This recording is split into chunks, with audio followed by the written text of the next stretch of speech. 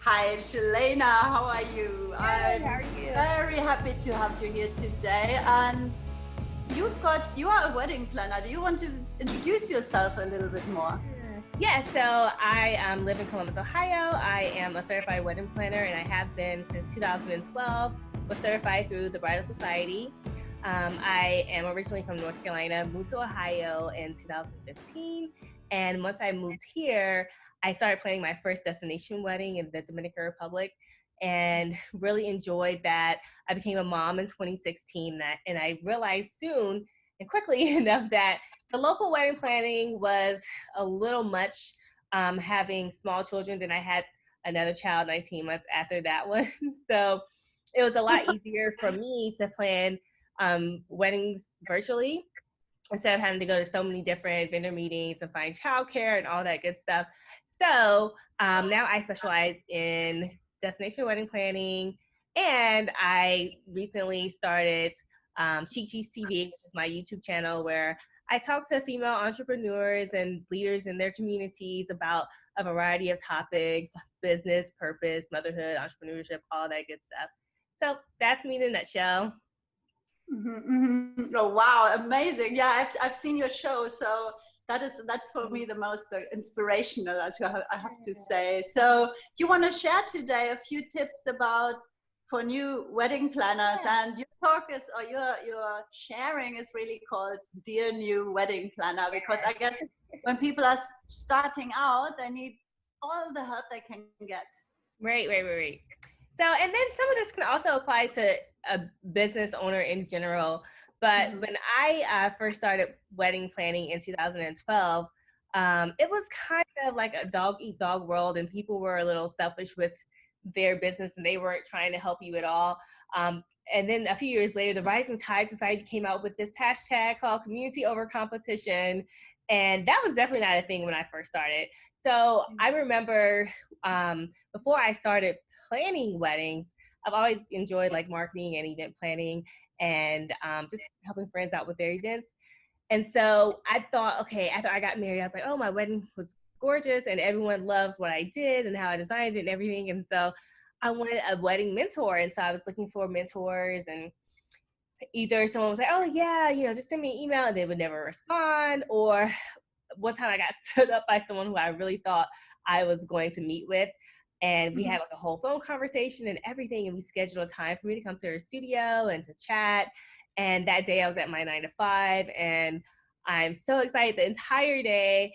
And then maybe a couple hours before I was about to leave work, either she texted me or I texted her just to make sure everything was still happening. And she said, oh, I need to reschedule. And I was like, okay, to when would you like to reschedule to? Oh, I'll let you know. And then she never ever Oh said anything to me. And so I always said, I wouldn't be that way. Like when I, became a wedding planner and became established, I'm not going to, not help someone. I just really wanted to understand the industry and see if it was the right thing for me before I jumped into it. But I decided, you know what, I'll just jump into it myself. And so I found yeah. a wedding planning certification course, and I, through the Bridal Society, did that and just met tons of new planners and industry people. So that's how I kind of got into it. But first thing I'd like to say to new wedding planners is that networking is key. So join wedding planning organizations like the Bridal Society to meet other planners. And there's not only just planners in those groups, but there's like catering managers, um, also wedding professional organizations like that are local to your community. For example, here in Columbus, they had the Wedding Professionals of Columbus. I was a part of that when I first moved here. Because once I moved from North Carolina to Ohio, it was like starting a new business again because this was not, people did not know me, and so I kind of had to apply what I learned the first time around to a new state. So it's very, very important to build like those relationships with vendors because they'll refer you to other businesses and other clients like brides. So especially the photographers, those are great people to build relationships with. So Yeah. that leads me to networking at bridal shows. Bridal shows are a great investment for wedding vendors, But I would not spend all of my marketing money on that. I may do like one big show a year, and that's for brand recognition purposes only. Because if we're honest, you can't really sell your services at a bridal show. Like if you're a caterer or if you have cake or you're a DJ and you have something tangible to give brides, they're so big, the shows are so big and brides are just coming in and they're taking samples and they're doing this. So they're not really going to be able to have time to sit down and talk to you. So I would just make sure that you did it for, brand recognition, like maybe one a year when you're first starting out, or maybe just one big one at, starting off anyway, because it's a lot of money. It's a great investment, those shows, because you want your booth to be nice and stand out and your marketing materials to be great. And just the cost to be in the show is expensive as well. So I wouldn't focus too much on them, but I would do at least one so that you can meet other vendors. It's a great place to see who all is popular in your area and to get to know those people. So in between your breaks, I would walk around and like kind of introduce myself to other vendors there. And sometimes, like the one that I did in North Carolina, they had a follow-up networking dinner like the next day or two for all the people who participated in the show. And that was like a great way to network. And not everyone likes networking. Let's be honest, it can be scary. But it's kind of like necessary, especially if you're an entrepreneur, you're a business owner, especially in the wedding industry, you have to network. It's like you can't sit behind your computer. People do you have a know you because you're selling yourself, really. Do you have a top tip for networking? Because you seem like a natural at it. You're quite positive. You know what? I think I was not excited. Like I know I seem like a natural, but it's one of those make it like I know how to just, I wasn't always comfortable because when I first started off in 2012, I was like 25 and I was really young compared to the people who were already in the industry. And they would, when I would meet people, oh, well, how long have you been doing this? And I'm like, well, and I would use my experience from other things. Well, for about 4 or 5 years. How old are you? Aren't you only like 21, 22? I'm like, no, 25. But I have experience in other areas that, relates to planning.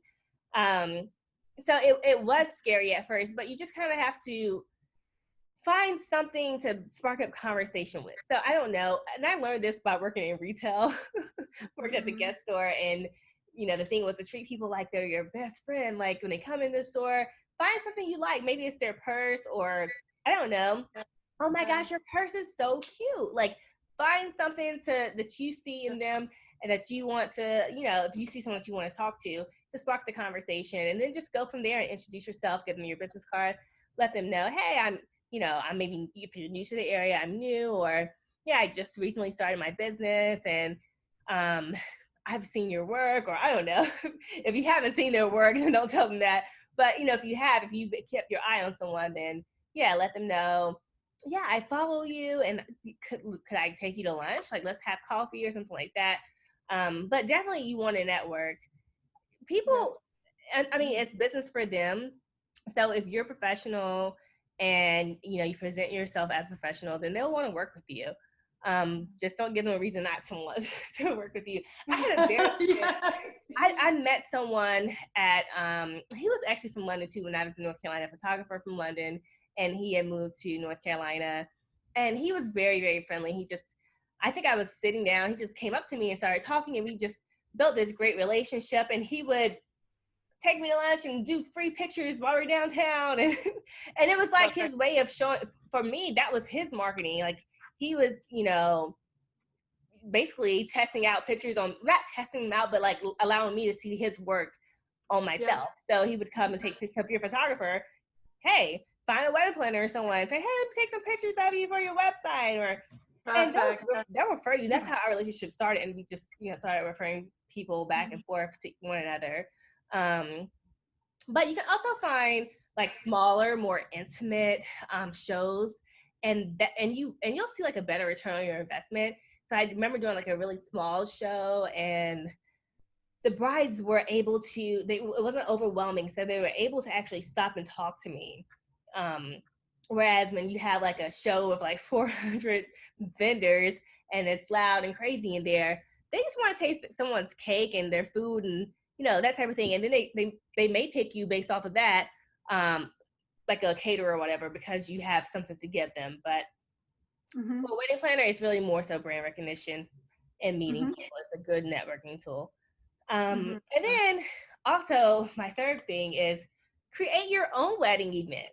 You know, once you've met some people, create your own thing. So I used to blog, and I had this blog, a wedding blog called Brideology. Brideology. Oh, I love that. Amazing. So I ended up partnering with a matchmaker. So it does not have to be wedding. Like you mentioned before, you know, when finding your niche, you don't have to necessarily. We were talking about how you don't have to necessarily go to a place where it's typical for a bride to be like at a bridal show. You may be able to go to a gym and find a bride who's working out for her upcoming wedding, trying to fit her dress. So in this case, if you want to start like some type of wedding event, and you want speakers to come in, you can think outside the box. They don't have to be wedding professionals only. They could be people who work with couples. So I partnered with a matchmaker who worked with couples, and as a result, these couples were engaged and that type of thing. And we had like an informative event for brides, and it was called, I think we called it Brideology 101. And so we had a caterer who came. She's actually she has catering now, but she was back then, she only did like cakes. And so she set up like a really pretty dessert bar. And it was near, I think it was in December. So it was really around like the holidays. And so it was very pretty. And we had a makeup artist come, and she did makeup demonstrations. It was a very intimate event. I think the tickets were like $20. I had 3 tables set up and designed, like 3 different styles to kind of like show them like what I could do and how I could help them. And that was just a way for me to like create my own event and partner with other people who could also spread the word. And it was a really cool event, and to book brides off of that. We had like Bridenista boxes. Bridenista is a word that I created, kind of like fashionista. Bridenista, I love that. And so I had those boxes. We had like things in there from different vendors, coupons, and everyone who, like the first 20 people who like got a ticket got a t-shirt that said Bridenista with like a wedding ring on it. It was really cute. So creating like your own events is a great way to get yourself out there. Let's see. Oh, and I remember one thing that was really cute. The cake lady, she did a session called like fondues and fondants when it comes to like getting your cake, like preparing your wedding, catering and cake and all that good stuff. So coming up with like really cool topics that brides would be interested in, and creating like I don't know, maybe you could just have a tea time with them, you know? Great networking type of events. So, and you also need to know your ICA, which is something we learned in B school where we met. Your ICA is your ideal customer avatar. So every bride, and I had to learn this the hard way, because the first year of planning, I just wanted to book brides. Like, I didn't know every bride is not my bride. That's you right. Like, the bride may be, you may be trying to book a bride who loves rustic barnyard weddings, but you're more into the glamorous weddings or ballroom weddings. And so you end up not posting any of their pictures because you didn't really like the overall look. It wasn't your style.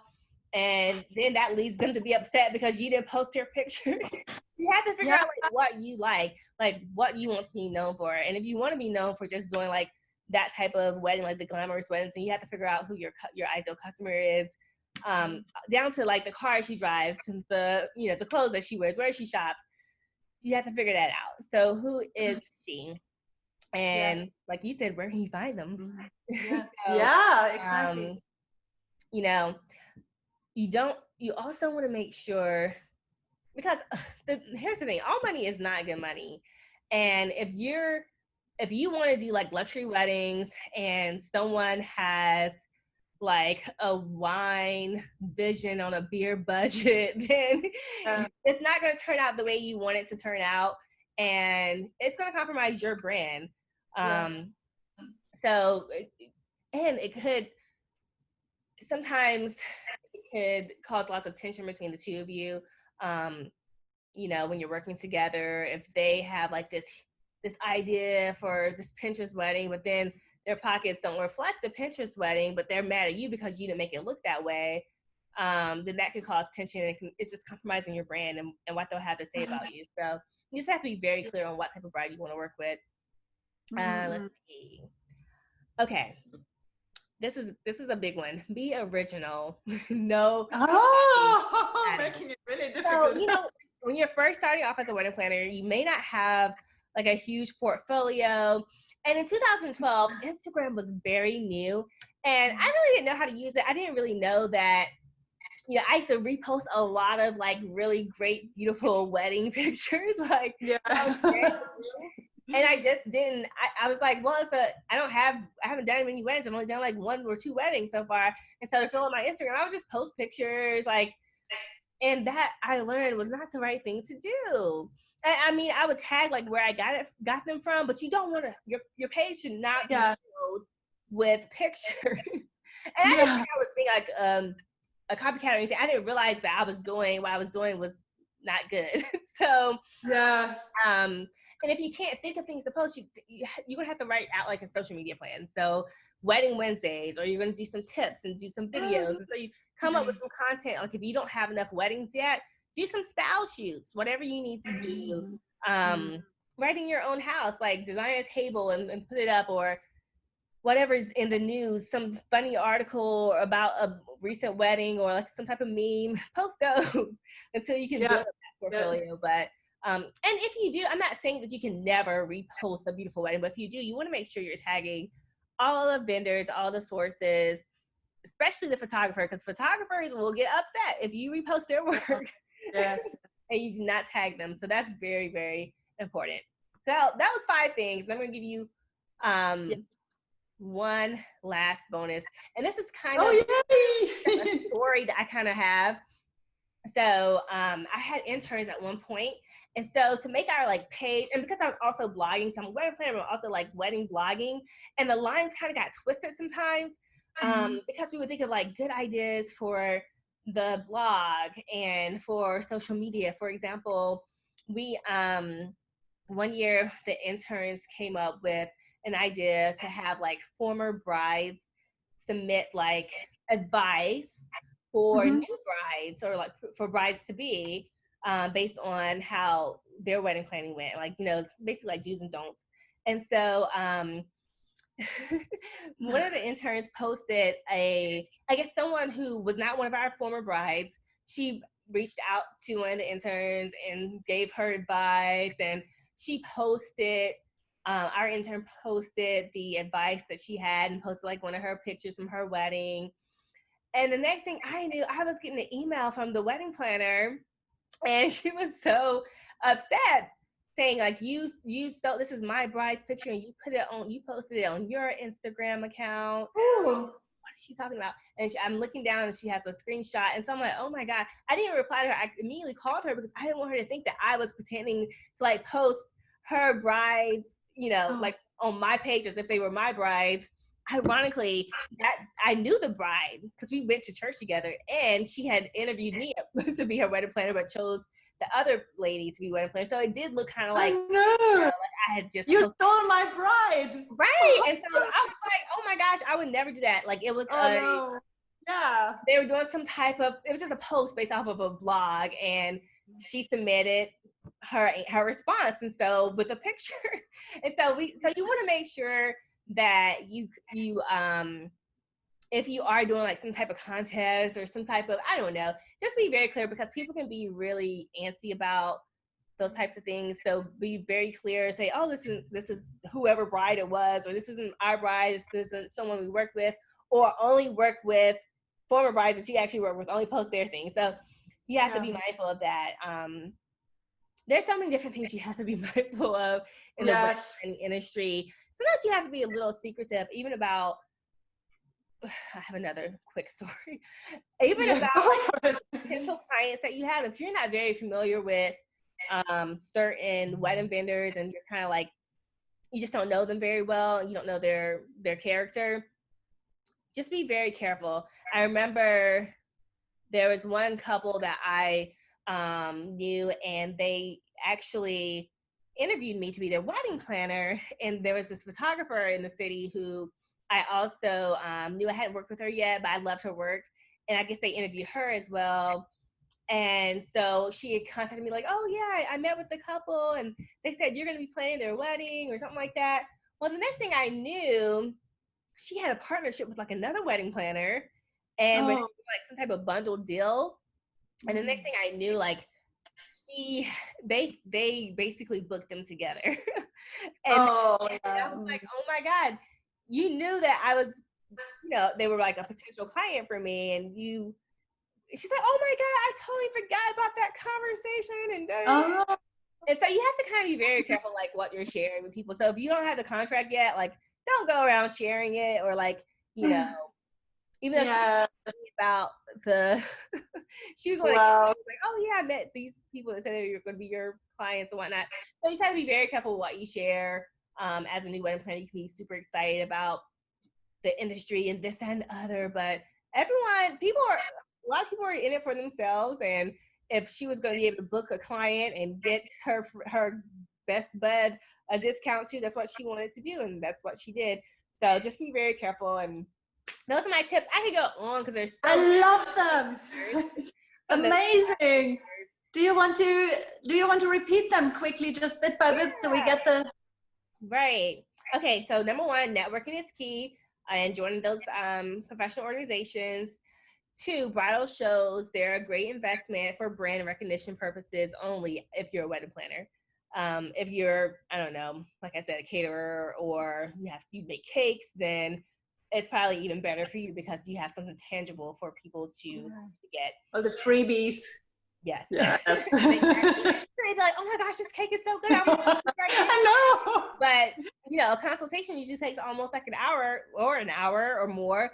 So they're not going to have time to talk to me. All I can do is give them nice, pretty materials and showcase my personality.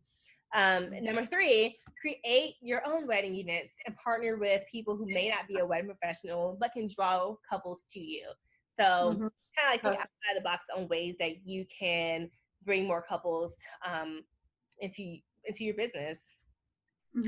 Number 4, make sure you find your ideal customer avatar, because every bride is not your bride.